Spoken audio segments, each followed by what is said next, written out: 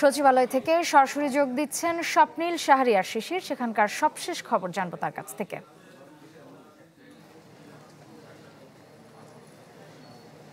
শ্রেয়া, এই মুহূর্তে সচিবালয়ে যারা বিভিন্ন প্রতিদিন দাপ্তরিক কাজে সচিবালয়ে আসেন, যে সমস্ত কর্মকর্তা কর্মচারীরা, তাদের অনেকের গাড়ি কিন্তু আমরা বের হয়ে যেতে দেখছি। আমরা দেখতে পাচ্ছি সচিবালয়ের যে প্রধান ফটকটি রয়েছে, সেই প্রধান ফটকটি দিয়েই আসলে একের পর এক গাড়ি যেগুলো রয়েছে সেগুলোকে কিন্তু আইন শৃঙ্খলা বাহিনীর সদস্যরা কিন্তু এখান থেকে বের করে দিচ্ছেন। নিশ্চয়ই দর্শকের মধ্যে জেনে গিয়েছেন যে আজকে দুপুর 2টোর কিছু সময় পরে আসলে এখানে সচিবালয়ের প্রধান যে ফটকটি রয়েছে সেই প্রধান ফটকের সামনে তারা কিন্তু এখানে বিক্ষোভ প্রদর্শন করেন এবং এখানে তারা কিন্তু অবস্থান করেন। এবং শুধুমাত্র কোনো নির্দিষ্ট একটি কলেজ নয়, বিভিন্ন কলেজ কিংবা স্কুলের শিক্ষার্থী যারা রয়েছেন তাদেরকে যেরকম নিজ নিজ প্রতিষ্ঠানের পোশাকে যেরকম দেখেছি, সেরকম কিন্তু অনেকে সিভিল ড্রেসেও কিন্তু এখানে এসেছেন এবং এসে এখানে বিক্ষোভ প্রদর্শন করেন এবং দীর্ঘ সময় তারা এখানে দাঁড়িয়ে কিন্তু তারা বিক্ষোভ করতে থাকেন। এই সময় সচিবালয়ের সবগুলো গেট কিন্তু যেগুলো রয়েছে সেই গেটগুলো কিন্তু আটকে দেওয়া হয় এবং পরবর্তীতে বিকেল 3:50-এর দিকে শিক্ষার্থীরা কিন্তু সচিবালয়ের যে ফটকটি রয়েছে সেই ফটকটি খুলে ভিতরে প্রবেশ করেন এবং তার আগে কিন্তু আইন শৃঙ্খলা বাহিনী তাদেরকে কিন্তু নিবৃত্ত করার চেষ্টা করেছে এবং সেখানে কিন্তু পুলিশ সহ আমরা সেনাবাহিনীর সদস্যদেরকেও আমরা কিন্তু দেখতে পেয়েছি। পরবর্তীতে শিক্ষার্থীরা যখন এখানে সচিবালয়ে প্রবেশ করার পরে তাদের একটি অংশকে আমরা দেখেছি যে ক্ষুব্ধ হয়ে কয়েকটি গাড়িতে ভাঙচুর করতে দেখেছি এবং আবার শিক্ষার্থীদের আরেকটি অংশ হয়তো বা তাদেরকে নিবৃত্ত করার চেষ্টা করেছেন এবং এই সময় আইন শৃঙ্খলা বাহিনীর সদস্যরা তাদেরকে সচিবালয় থেকে বের করে দেওয়ার জন্য তাদেরকে লাঠিচার্জ করা হয়। এই সময় কিন্তু তার আগে কিন্তু আইন শৃঙ্খলা বাহিনীর সদস্য যেরকম কয়েকজন আহত হন, সেরকম অনেক শিক্ষার্থীও কিন্তু এখানে আহত হন। পরবর্তীতে একটা সময় আমরা দেখেছি যে আইন শৃঙ্খলা বাহিনীর সদস্য যারা রয়েছেন তারা এখানে কিন্তু অনুনয় বিনয় করেও কিন্তু অনেক শিক্ষার্থীকে বের করে দেওয়ার চেষ্টা করেছেন এবং পরবর্তীতে একটি পর্যায়ে আমরা দেখেছি যে এখানে টিয়ারশেল পুলিশ নিক্ষেপ করে এবং সাউন্ড গ্রেনেডের শব্দ কিন্তু আমরা পেয়েছি। এইভাবে করে কিন্তু এই সচিবালয়ে যে শিক্ষার্থীরা প্রবেশ করেছিলেন এবং সামনে যারা অবস্থান করছিলেন তাদেরকে কিন্তু সরিয়ে দেওয়া হয়েছে। আমরা কিছুক্ষণ আগে দেখতে পেলাম যে বিজিবির সদস্যরা কিন্তু এখানে সচিবালয়ের ভিতরে টহল দিচ্ছেন এবং সচিবালয়ের ভেতরে নিরাপত্তা নিশ্চিতে কিন্তু কাজ করছেন এবং এছাড়া অন্যান্য যে আইন শৃঙ্খলা বাহিনীর সদস্য যারা রয়েছেন তারা কিন্তু এখানে নিরাপত্তা নিশ্চিতে কিন্তু নিয়োজিত আছেন এবং আমরা দেখতে পাচ্ছি পুলিশ সদস্যরা একজনকে ধরে নিয়ে আসছেন, হয়তো বা নিশ্চয়ই কোন একটি তথ্য রয়েছে তাদের কাছে, সে কারণে একজনকে আমরা দেখতে পাচ্ছি যে ধরে নিয়ে আসছেন এবং এই ঘটনার প্রেক্ষিতে কিন্তু সচিবালয় কর্মকর্তা কর্মচারীদের মধ্যে কিন্তু একটু আতঙ্ক ছড়িয়ে পড়ে, তারা সবাই কিন্তু দুশ্চিন্তাগ্রস্ত হয়ে পড়েন এবং যেহেতু এই মুহূর্তে সচিবালয় ছুটি হয়ে গেছে এবং কর্মকর্তা কর্মচারী যারা ছিলেন তারা কিন্তু সচিবালয় থেকে বের হয়ে যাচ্ছেন। শ্রেয়া, ধন্যবাদ শিশির। এই মুহূর্তে সচিবালয়ের বাইরে আরো অবস্থান করছেন সহকর্মী সজল শেখ। শিক্ষার্থীদের বিক্ষোভের সবশেষ পরিস্থিতি জানবো তার কাছ থেকে। সজল, জানেন যে দুপুর 2টা থেকে কিন্তু শিক্ষার্থীরা সচিবালয়ের সামনে অবস্থান নেয়, তারপরে কিন্তু তারা এখানে বিক্ষোভ করতে থাকে। তাদের বিক্ষোভের যে প্রধান কারণ সেটি হচ্ছে শিক্ষা উপদেষ্টার পদত্যাগ।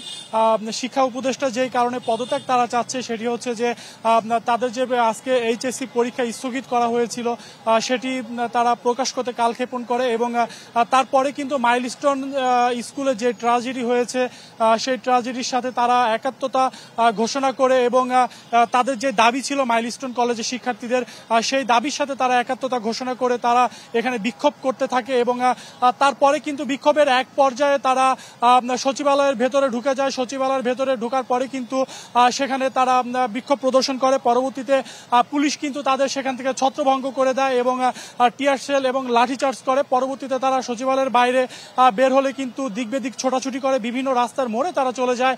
এই মুহূর্তে কিন্তু আমরা দেখেছি যে শিক্ষার্থীরা আবার জড়ো হয়েছিল, সেখান থেকে কিন্তু পুলিশ আবার তাদের সাউন্ড গ্রেনেড নিক্ষেপ করে কিন্তু ছত্রভঙ্গ করে দেয় এবং তারা বিভিন্ন সড়কের অলিগলিতে তারা ছড়িয়ে ছিটে যায়।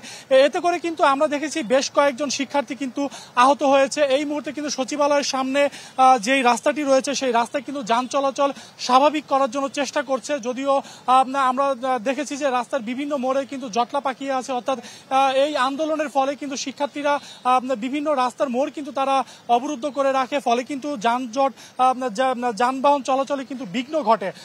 আমি যদি আরেকটু পিছনে তথ্য দেই, সেটি হচ্ছে যখন পুলিশ তাদের ধাওয়া দেয় তখন কিন্তু আমরা দেখেছি যে বেশ কয়েকজন শিক্ষার্থী আহত হয়। আমরা কয়েকজন আইন শৃঙ্খলা বাহিনীর সদস্যদেরও আহত হতে দেখেছি। অপরদিকে কিন্তু আমরা বেশ কয়েকটি গাড়িও কিন্তু ভাঙচুর করা হয়েছে, সেখানে কিন্তু পুলিশের গাড়িও ছিল এবং কয়েকটি সচিবালয়ের কিছু কর্মকর্তাদের গাড়িও করছিল। আসলে আমরা যেটি চোখে দেখেছি আমরা সেই তথ্যটি জানিয়ে দিলাম। সেক্ষেত্রে কিন্তু শিক্ষার্থীরাও আহত হয়েছে, আমরা সেই বিষয়টিও কিন্তু লক্ষ্য করেছি এবং আমরা সেটিও কিন্তু দেখানোর চেষ্টা করেছি। এই মুহূর্তে কিন্তু সচিবালয়ের সামনে যেই গাড়ির যে দীর্ঘ সারি আমরা লক্ষ্য করছি সেটি কিন্তু 0 পয়েন্টের যেই রাস্তার মোড়টি ছিল সেখানে কিন্তু পুলিশ কিছুক্ষণ আগেই আবার ছাত্ররা জড়ো হতে ধরে, তখনই কিন্তু তাদেরকে ছত্রভঙ্গ করে দেয়। অপরদিকে এই প্রান্ত অর্থাৎ আমি যেই প্রান্তে দাঁড়িয়ে আছি হাইকোর্টের যেই মোড়টি রয়েছে সেই মোড়ে কিন্তু আবার শিক্ষার্থীরা জড়ো হতে ধরে এবং তখন কিন্তু পুলিশ আবার তাদের ধাওয়া দেয়। ধাওয়া দিলে কিন্তু তারা বঙ্গবাজারের দিকে যে রাস্তাটি রয়েছে সেই রাস্তার দিকে চলে যায়। বলা যায় যে এই সচিবালয়ের সামনে শিক্ষার্থীদের যে আন্দোলনের ফলে কিন্তু আশেপাশের সচিবালয়ের এলাকার আশেপাশের যেই সড়ক ছিল সেটি কিন্তু স্থবির হয়ে পড়ে। এই মুহূর্তে কিন্তু যান চলাচল স্বাভাবিক করার জন্য কিন্তু আইন শৃঙ্খলা বাহিনী চেষ্টা করছে। অপরদিকে বলা যায় যে সচিবালয়ের সামনে এখন শিক্ষার্থীদের আর কোনো জটলা নেই, আইন শৃঙ্খলা বাহিনী সম্পূর্ণ তাদের নিয়ন্ত্রণে নিয়েছে। এই ছিল সচিবালয়ের সামনে থেকে আমার কাছে সর্বশেষ। ধন্যবাদ সজল। শিক্ষার্থীদের বিক্ষোভের সবশেষ খবর জানাতে সচিবালয় থেকে সরাসরি যুক্ত ছিলেন সজল শাইক।